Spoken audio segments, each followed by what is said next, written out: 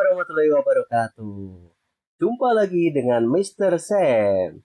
Selamat malam Indonesia. Murid-murid STN 01 Pasir Muncang, kita belajar yuk. Besok masih ada ulangan, kita dalamin mata pelajaran IPAS. Baik ya, kita lihat ya. Banyaknya rumah saat ini memasang panel surya ya untuk mengurangi ketergantungan dari sumber listrik PLN anak-anak ya.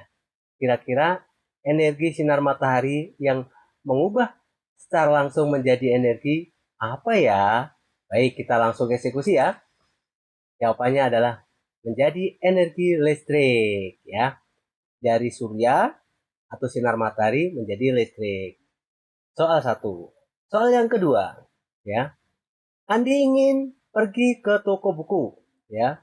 Jaraknya hanya 200 meter dari rumah. Cara yang paling tepat dilakukan Andi agar tetap energi ya, mudah sekali ya kalau namanya dekat ya.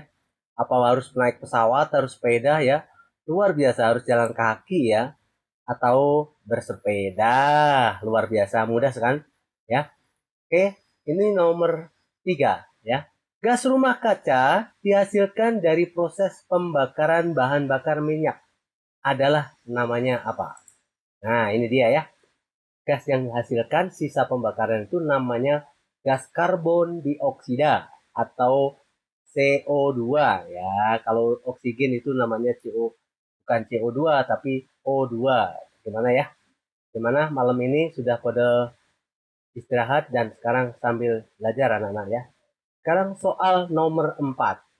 Fenomena kenaikan suhu rata-rata permukaan bumi akibat gas rumah kaca berlebihan disebutnya apa ya? Kita eksekusi anak-anak ya. Oke, jawabannya adalah pemanasan global ya. Secara keseluruhan ya. Ingat-ingat ya, pemanasan global. Kemudian soal nomor 5. Penebangan hutan secara liar atau serampangan ya di pegunungan menyebabkan kehilangan pengikat saat hujan deras turun. Bencana alam yang paling sering, mudah sekali ya jawabannya adalah tanah longsor. Bukan banjir ya, tapi tanah longsor dulu, kemiringan di hutan ya anak-anak ya, atau di gunung-gunung ya. Ini kita lanjut. Nah, ini menuju ke soal nomor 6. Kegiatan akar, ulang, kegiatan akar pohon menggerus lapisan tanah yang batuan dan batuan ya, saya ulang ya. Dan tanah dan batuan disebutnya dengan apa ya? Pengikiran tanah ya, karena air hujan itu disebut apa? Mudah sekali ya namanya. Tentunya dari kelas 4 juga udah tahu ya. Jawabannya adalah erosi anak-anak ya. Mudah sekali. Yang soal nomor 7. Banyak warga membuang sampah rumah tangga ke aliran sungai karena dianggapnya paling praktis. Pada saat musim hujan tiba, mengumpulkan sampah menghambat aliran sungai dan mengakibatkan, ayo apa coba Kalista? Oke, jawabannya adalah bencana banjir, kata Kalista. Oke ya, kita lanjut. Sekarang soal nomor 8 ya. Sumber energi terbarukan yang dapat dimanfaatkan antara lain ya, terbarukan itu anak-anak ya. Mudah sekali ya, luas sekali ya, terbarukan artinya bisa diulang dan dibuat lagi, di antaranya tidak akan habis-habis ya. Kalau seperti batu bara, BBM itu kan hilang ya, membutuhkan waktu berjuta tahun.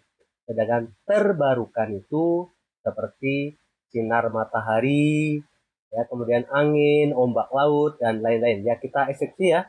Jawabannya apa? Lengkapnya. Ini dia. Energi matahari, sel surya, angin, energi gelombang laut, dan masih ada lagi namanya panas bumi juga masih bisa. Ini kita lanjut. Perhatikan gambar anak-anak ya. Ini ada perubahan apa?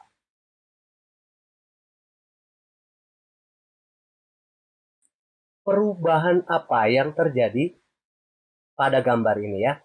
Ini ada lampu belajar. Tentunya apa langsung begini saja. Ini yang harus disikapi prosesnya dari apa menjadi apa ya. Mudah sekali ya. Tentunya energi listrik ya. Energi listrik menjadi energi cahaya ya. Ini jadi cahaya, Kemudian juga kalau lampunya dipegang panas, tentunya berarti perubahannya dari energi listrik menjadi cahaya dan panas. Kalau panas sih biasanya buat peternak ayam dan sebagainya ya, atau mengeringkan apa gitu ya. Bagaimana malam ini ya, sambil tapi jangan sambil tiduran anak-anak ya. Ayo, Alifa jangan sambil tiduran. Nih kita lanjut. Nah, ini soal nomor 10 ya. Ini nomor 10. Contoh aktivitas manusia yang menyebabkan perubahan ya bentang alam. Nah, ya. Kita langsung eksekusi ya karena kita materi masih banyak ya. Jawabannya adalah penebangan hutan. Dua, penambangan ya. Kita ulang, ini yang ketiga, pembangunan jalan atau gedung atau pembukaan pemukiman baru di lereng gunung ya. Kita ulang ya, yang menyebabkan perubahan bentang alam yaitu penebangan hutan secara serampangan, penambangan liar ya seperti batu bara dan sebagainya, emas, pasir dan lainnya ya. Dan yang ketiga adalah penggunaan jalan atau pembukaan pemukiman baru di lereng gunung ya. Itu mudah sekali anak-anak ya diingat ya. Sekarang soal nomor 11. Ini bukan 10, ini nomor 11 ya anak-anak ya. Soal nomor 11. Dampak utama pemanasan global. Nah, mudah sekali ya. Pemanasan global itu akibat rumah kaca misalkan ya. Nah, ini mencari ya. Mencairnya, saya ulang bukan mencari, mencairnya es di kutub. Nah, di kutub itu kan ada es ya. Es itu sebagai penyeimbang alam anak-anak ya. Jadi kalau es sana mencair, kemungkinan kita akan tenggelam semua ya. Kalau mencair ya, es ditutup ya. Kemudian ini adalah kenaikan permukaan air laut. Nah, ini bisa pemanasan global ya. Perubahan iklim, cuaca yang ekstrim. Yang namanya panas namanya di El Nino ya. Kalau hujan itu namanya banjir itu El Nina. Oke ya.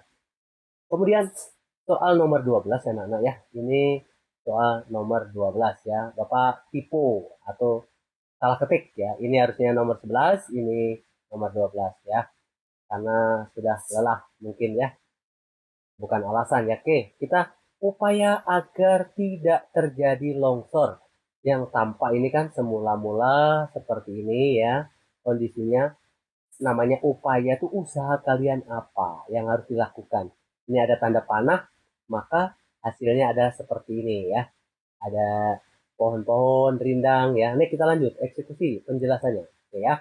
Pertama, Bapak ini melakukan reboisasi atau penanaman pohon-pohon hutan.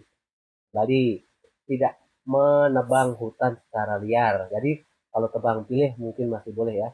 Kemudian membuat terasering atau yang sekedan ya di lereng-lereng yang kemiringannya curam. Nah, bagaimana? Siap ya? Kita lanjut ya. Terima kasih dari Mr. Sam. Nanti jangan lupa tolong like dan share ke teman. Dan nanti Bapak lanjutkan lagi.